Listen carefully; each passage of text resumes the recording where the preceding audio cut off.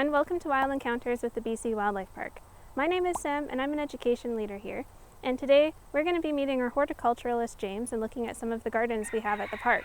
So if you stay tuned, not only will you see some of our awesome gardening, but you'll also get to see some special animal guests. Each year at the park, we house a hive of honeybees in our Discovery Center. Wow, look at those busy bees. The bees have a tube that allows them to go outside and collect pollen and nectar from our pollinator garden. Let's go meet up with James in the garden now and learn more about it. Hi, I'm James. I'm one of the groundskeeper at the BC Wildlife Park. I'm a certified horticulturalist and this is our pollinator garden. Today we're talking about flowers and plants, and we started this pollinator garden back in 2018 and we planted a whole bunch of plants in it, and we wanted to really impress because we were right out of school and just during our practicum. And we planted a ton of plants that turned out to be invasive species. We did like periwinkle, bodilia, and foxglove, or three of some of the ones we put in here. And now we're on a transition to bring more native and local plants.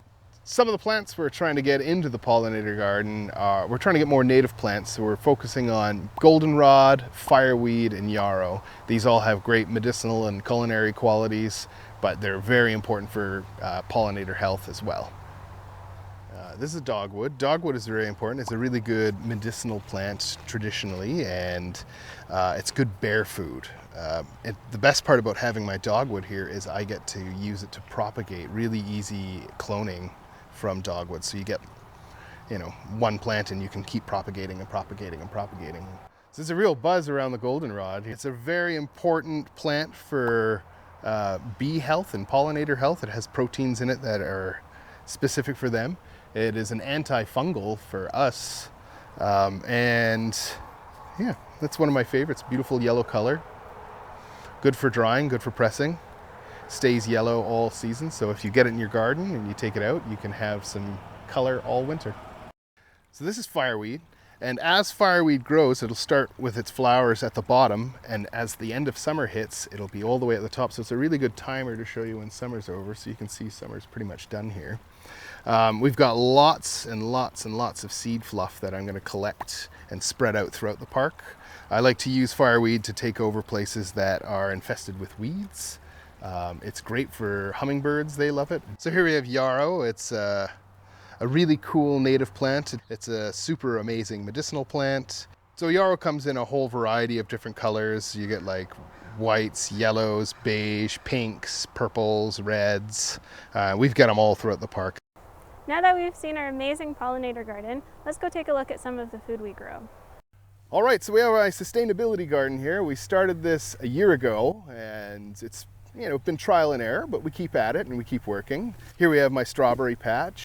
Right now we have 2 strawberry patches. I have a patch of carrots right behind me, and we're focusing a lot on greens. Greens is what we use the most here.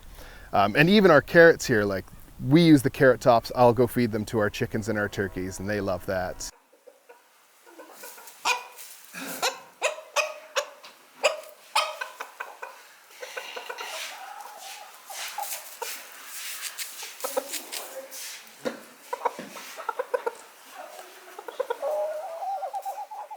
I grew some snow peas this year. Not a lot of our animals like snow peas, but the elk and the deer liked them.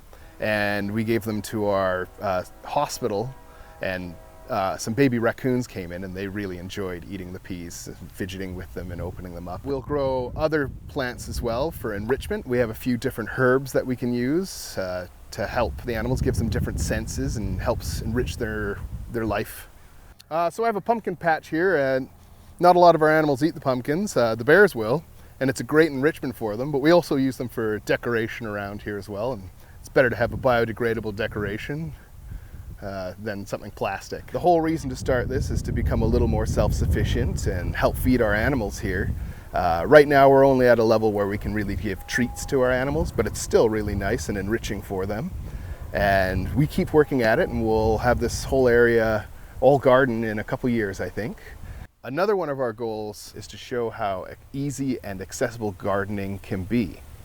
So I want to use as much reclaimed materials in my gardens as possible because cost is nothing, it's usually free, and then we give something new life and it's not wasted and not in a landfill. So an example of reclaimed material that we used is we had some old fencing and I built a little cage for my peas, and it's just to help extend our little garden. Another good example of a reclaimed material we used is we had marmots climbing up into our garden beds and we needed to stop them because they were eating everything. So we found some old aluminum siding and we did some IPM, some integrated pest management, and we built these little lips on it, preventing the marmots from climbing up. And this is just a really good example of something you could do creatively with scrap materials that's functional. And now they don't go to the landfill, we give them new life, and they give us protection from our pests. So one of the catalysts to get this project off the ground was working with the TELUS retirement group. They're a great bunch of folks. They came in, built us 6 raised garden beds out of wood. They come in weekly to help maintain the gardens and help out building new projects. We're going to continue and do a few more garden beds just back there until this whole area is all gardens. I can't be more thankful to be working with them. James and our amazing volunteers have been busy growing all of this delicious food. Let's go look at how it benefits our animals. Remember those awesome strawberry plants James was talking about earlier? Well, these animals we're about to see really like those strawberries, and here we can see James picking some. Are you ready to go see our animals? Let's go catch up with our zookeeper, Danielle.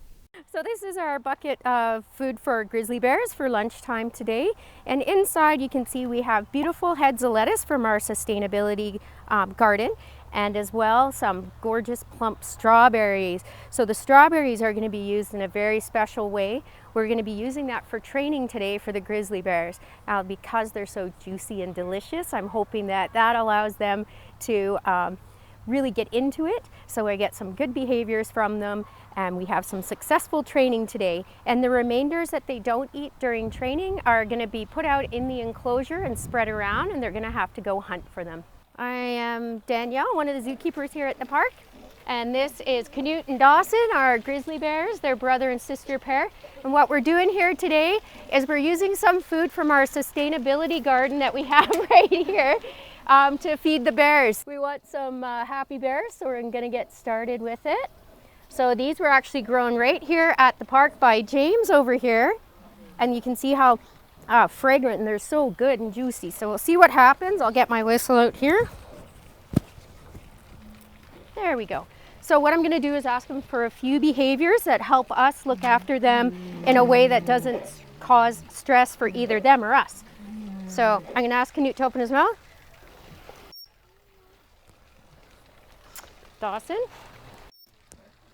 I'm going to ask for a paw.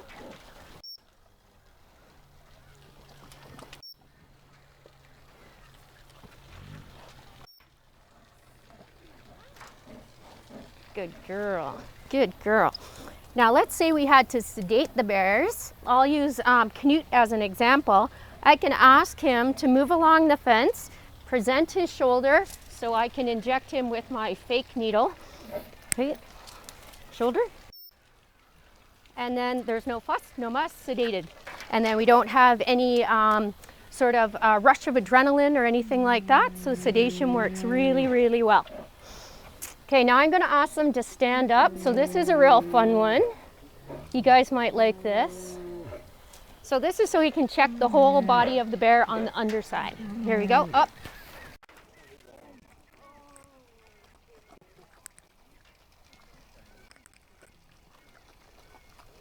Very juicy. Okay, back down. Their whole lives pretty much since they were 6 months old, and they're 11 now. Okay, so I'm going to ask for a lay down, but I'm going to use Canute's because Dawson won't want to turn her body kind of away from him in this tight quarters. So I won't ask her to do anything that she can't do safely. So we'll go with him. It's a little bit tight, so I'm not sure we'll get a full lay down. Can you go down? Good boy, good boy. How about you? You want to try? You're close. How cool was that training session with Dawson and Canute? All right, let's catch up with James one last time to look at another cool project he has at the park. Here we are at the Hort Shed, where all the magic happens. had a few experiments and we've been working on getting some berries for our bears to try and get more natural foods for them. I've got a few things. I've got some kinnikinick, I've got some soapberry, I've got wild raspberry, thimbleberry, and these are grown from seed. And when it comes to growing native plants from seed, it is a very difficult process. It is not very successful, not a high rate of success, but we managed to go through it through just perseverance, and we keep working at it and keep learning more, and we'll have a great berry patch one day for our bears. I have some Saskatoon berry seeds here, and we got these by collecting some of our bear poo from clover and tuck. And I used some old reclaimed materials. I used an old window screen and another screen here that I used for sifting out. And I've got my seeds here ready to plant. So the goal is more bear food, and Saskatoons are a beautiful plant. And we have them throughout the park, and they flower in April and May, and they're gorgeous, and they offer a great little berry on the end. So these trees we had donated, and we run on our donations, and we're very thankful to get them, and we're going to place them around the park. I'm just putting them in the little pots at first, and we're going to size them up as they get bigger and keep them alive during the winter and keep them nice and watered. And I have a combination of ponderosa pine and spruce. I've got a couple alders down here as well. So I've got some lavender here. We actually collected the seeds from our pollinator garden, and we got them to grow from seed.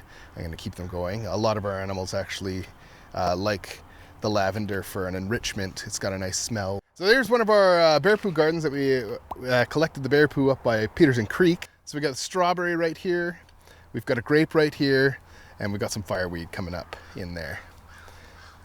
I'm working on a couple dogwood clones here. I'm hoping to propagate them and get them throughout the park. It's not always successful. I'm trying not to be discouraged. I'm going to keep at it and learn from my mistakes and hopefully perfect my process. Welcome to my greenhouse. We built this greenhouse from an old trolley. This is where we really used a lot of reclaimed materials. We had an old trolley that we used to drive around and give hay rides to about 20 years ago. We used the old awning from the entrance, the old entrance. We found some glass in our scrap piles, and then we just threw a little poly over it and used some old signage, and we have a functioning greenhouse. Gardening is super achievable. We're just going to show you. We're going to plant a little seed here. I've just got a little pumpkin seed. We're going to real simple. I'm going to go right in the ground like that, and then we're just going to add some water. So when we plant a seed into the ground, we're going to want to make sure that it's nice and moist. That seed needs a lot of moisture in there, so you want to dip your finger in, make sure you get a little moisture in your finger, you're probably good. I would water probably every day at this point until you get a seedling, then maybe slow it down. It's really enriching to watch your little plants come up and grow and sprout and become food and then eat that food. But I want you to be really positive about gardening, not feel negative about it at all. Thank you so much for joining us today. If you'd like to support the BC Wildlife Park, you can donate on our website, join our Adopt an Animal program where you can financially contribute to the care of your favorite park animal, or you can come visit us in person in Kamloops, British Columbia. And don't forget to follow us on our social media so you can stay up to date with what's happening at the park. Hope to see you soon.